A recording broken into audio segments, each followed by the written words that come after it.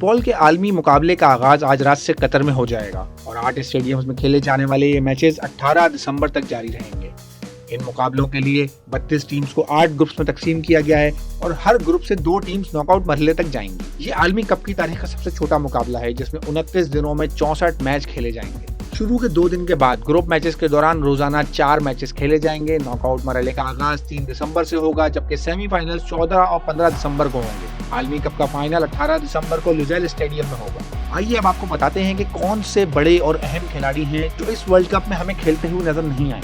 Paul Pogba, सबसे बड़े player जो इस वर्ल्ड कप में शरीक नहीं हो रहे हैं वो फ्रांस के अटैकिंग मिडफील्डर पॉल पोग्बा हैं, जिन्होंने 2018 के वर्ल्ड कप और उसके बाद यूरो कप में फ्रांस की जीत में अहम किरदार अदा किया था।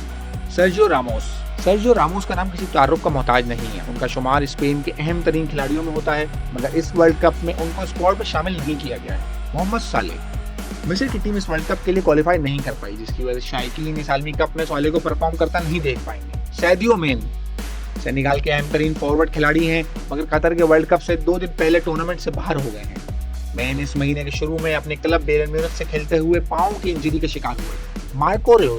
मार्कस रोस का वर्ल्ड कप को लेकर बदकिस्मती का सफर जारी है और 33 साल जर्मन खिलाड़ी इस आलमी मुकाबले में अपनी टीम को मैसर नहीं होंगे।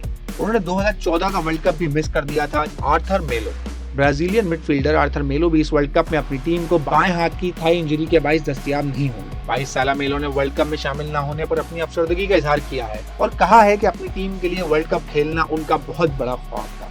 योता नकायामा, मिडफील्डर्स और फॉरवर्ड प्लेयर्स की बात तो बहुत हो गई, अब आते हैं दिफाई खिलाड़ियों की जानिब और सबसे बड़ा नाम जो इस वर्ल्ड कप में नजर नहीं आएगा वो जापान के योता नकायामा है।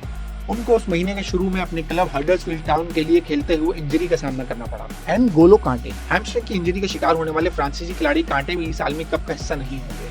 पोग्बा के बाद वो दूसरे मिडफील्डर हैं जो फ्रांसीसी टीम के लिए अहम तस्वुर किए जाते थे।